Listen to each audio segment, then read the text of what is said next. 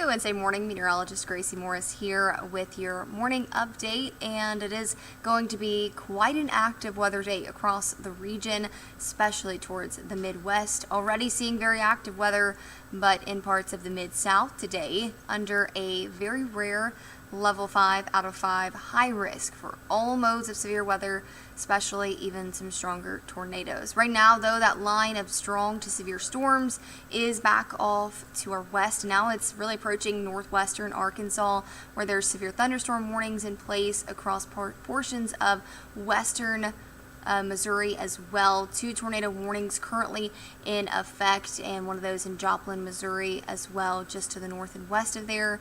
So this line of storms will continue to push to the east and strengthen as it does so. Thankfully, we are on the south side of this, and we are going to stay that way. So things are quiet for us. Certainly, you'll notice, though, very warm, breezy conditions on the south side of this front as winds begin to pick up, and our moisture and humidity levels will also begin to pick up. Temperatures this morning only were in the mid 70s.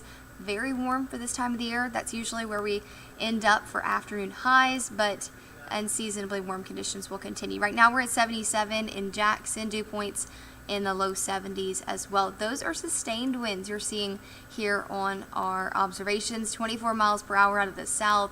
Gusts are even higher than that, so we have a heat index at 79 already. Notice our wind gusts are up to 31 miles per hour in Jackson, 33 in Natchez, 32 in Macomb. Today we'll top out in the middle and upper 80s for highs, 87 in Jackson, Columbia, Port Gibson, 86 in Yazoo City as well. Mostly cloudy conditions. We'll see some breaks in the clouds, but certainly feeling more like summertime than the springtime. And this is going to be the case over the next several days. We'll be flirting with record highs, and our winds will stay very breezy. But today is a little bit different. We actually have a wind advisory in place. We'll talk about that in a few minutes because of these gusts potentially up to 40 and 45 miles per hour. Notice our graphic here, or our one of our models pulling some numbers, and those winds could gust in Brookhaven up to 43 by 11 o'clock this morning, 40 in McGee, 38 in Jackson, 36 in Jackson by 4 o'clock, still looking at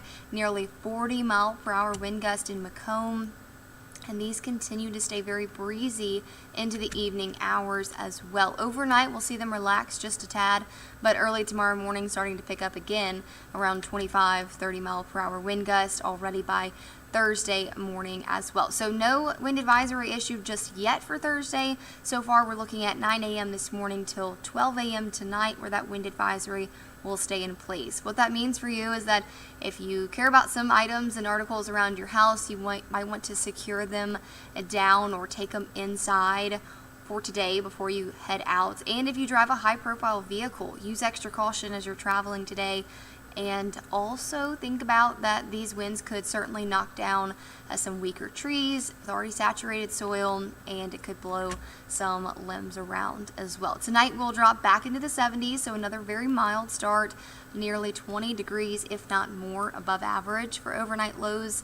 And that is just thanks to all the moisture staying in the air and the cloud cover. It's going to keep temperatures from dropping, on top of the wind staying fairly breezy. So here's the big picture. Very strong front to our north and west by this afternoon. That's associated with a cold front and a low pressure well to our north. The biggest impacts are going to come this evening and into Wednesday night. That's for the mid-south. Notice where that cold front is by late tonight and early tomorrow morning. That's also where folks are under a level 5 out of 5 high risk, and that's going to mean a really big impact stretching far and wide, likely tornado outbreak across the mid-south in Arkansas, Tennessee.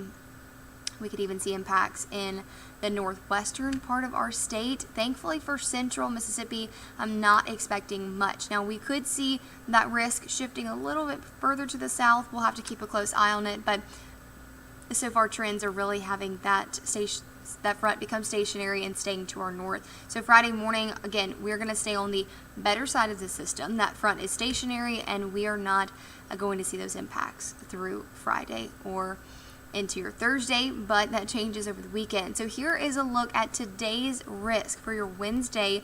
If you're in Memphis, if you're in southeastern or even central Arkansas, really a large swath of folks under this level 5 out of 5 high risk. These are very rare risk as well, portions of western Kentucky, western Tennessee, and notice just a small part of our state under that level 5 as well. But even folks that are under a moderate risk, that includes parts of the Delta, they will be watching for these very strong storms zooming into our neck of the woods, though. A marginal and a slight risk in place with that enhanced 3 out of 5 risk just barely clipping Humphreys County. And this is for tonight and early tomorrow morning.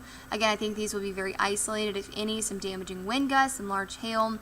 Those are the main concerns, but certainly keep your alerts on to stay on the safe side. Now, today, again, chances of rain fairly low. I'm giving it a 20% chance. I think we'll really stay dry, and we'll even see clouds, I think, breaking up by the afternoon.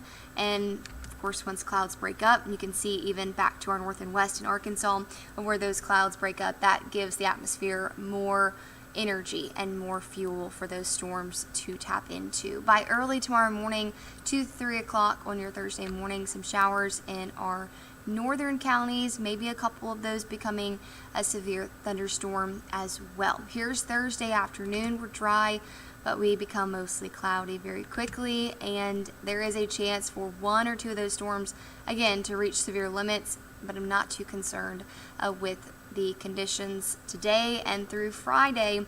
The chance on Friday goes up to about 30%. We could see a few more of those thunderstorms producing some pockets of heavy rain. As far as severe weather, I don't expect it. Now, that narrative changes over the weekend. Here's a look, though, at your Thursday afternoon threat. Very, very small area under a marginal 1 out of 5 risk. This is Saturday, though. That's when the threat ramps up for severe weather and for widespread showers and storms. This is Saturday night into Sunday morning, and this is likely going to happen after the midnight hour, if not very late Saturday night. So the timing could still change. We're several days out. Please keep checking back for more updates. Don't take this timing as gospel right now.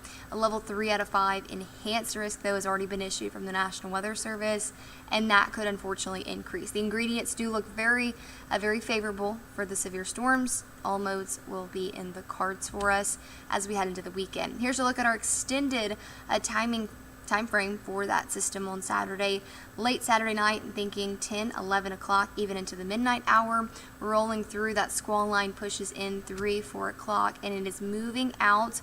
The worst of it will likely move into the Pine Belt by the mid-morning hours, and we'll see some lingering rain, but the second half of Sunday will start to feel better and will also cool down. You can see it in the 8-day forecast, a big drop in those temperatures.